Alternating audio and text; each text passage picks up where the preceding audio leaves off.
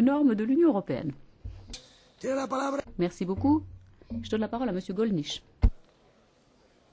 Monsieur le Président, j'ajouterai mes réserves à celles de mon collègue M. Mölzer. Il y a d'excellentes choses dans ce rapport, en particulier le fait qu'il signale que l'enseignement de l'anglais n'a pas besoin d'être subventionné par l'Union européenne.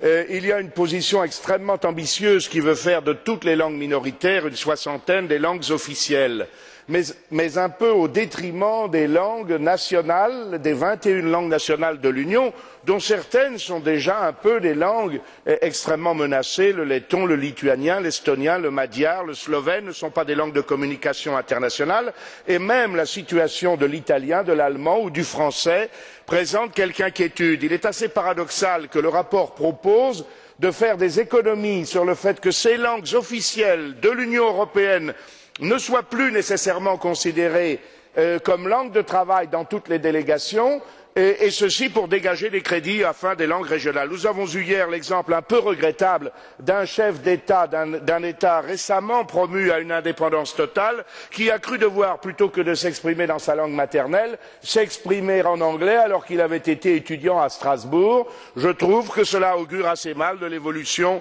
du multilinguisme dans l'Union européenne. Je vous remercie.